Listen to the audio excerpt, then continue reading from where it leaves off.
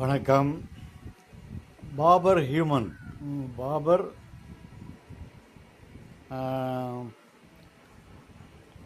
பெரிய பெரிய உடம்பு முடியாத நிறைய வச்சு மறந்து போச்சு. பாபர் அப்பா மகன் வந்து ஹுமாயூன் நினைக்கிறேன். ஆமாம், பாபர் வந்து பேரரசர், ஹுமாயூன் வந்து இளவரசர். இளவரசர் அடிக்கடி உடம்பு சரியில்லாமல் போயிடுது. ரொம்ப வருத்தப்படுறாரு. பாபர் ரொம்ப வருத்தமாக இருக்குது.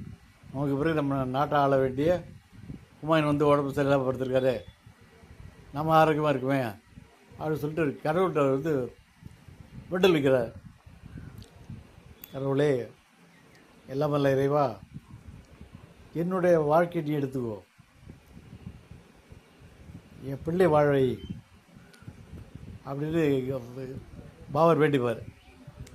இது வந்து நீங்கள் வந்து நான் 9ஆம் வகுப்பு 8ஆம் வகுப்பு படிக்கிறப்போ பாடத்தில் படித்த பாடம் இது. அந்த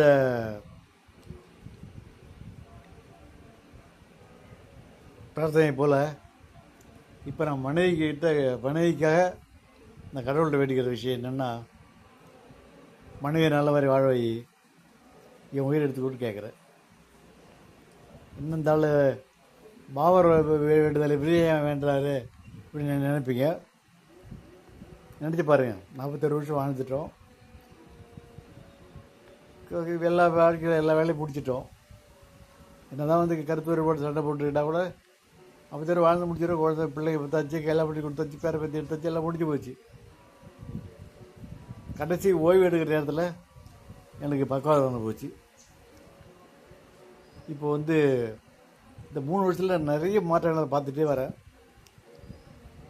கொஞ்சம் கொஞ்சமாக இம்ப்ரூவ் பண்ணி கொண்டு வந்து திரும்ப பழைய நிலைமைக்கு போயிடுது.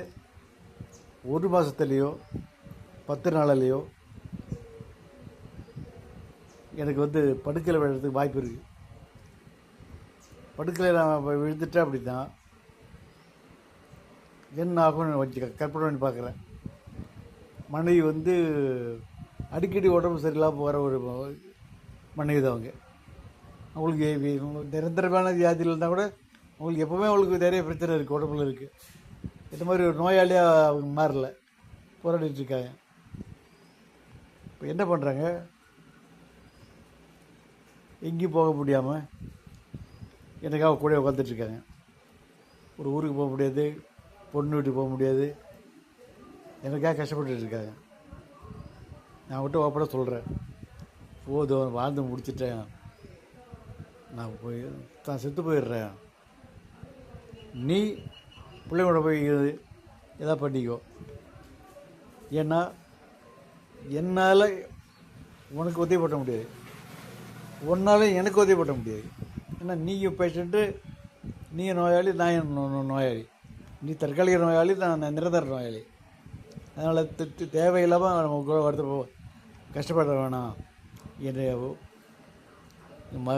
மருந்து கொடுத்துரு, ரசித்துடுறேன், நீ ஒரு வாழ்க்கையை நீ பார்த்துக்கோன்னு சொல்கிறேன். அதை புரிஞ்சிக்கலை, திட்டுறாங்க.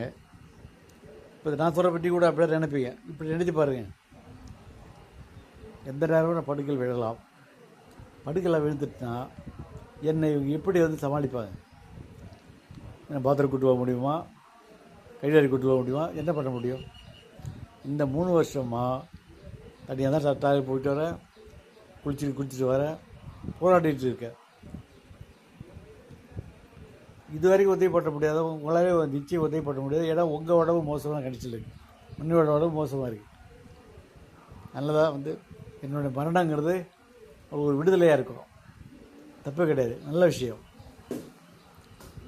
நம்ம இப்போ என்ன பண்ணுறோன்னா, வாழ்க்கையில் நடைமுறைன்னு ஒன்று இருக்குது, கற்பனைன்னு ஒன்று இருக்குது.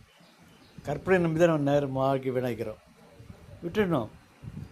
சரி, ரைட்டு, கஷ்டப்பட்டால் முடிஞ்சு போச்சு, போகட்டும், நம்ம போய் பழப்ப பார்ப்போம், வாழ்வோம், இப்படி நினைக்கிறோம். அந்த எண்ணம் வரமாட்டேன் உங்களுக்கு. இன்னும் கஷ்டமாக தான் இருக்குது. எந்த நேரமும் நான் படுக்கையில் விடலாம்.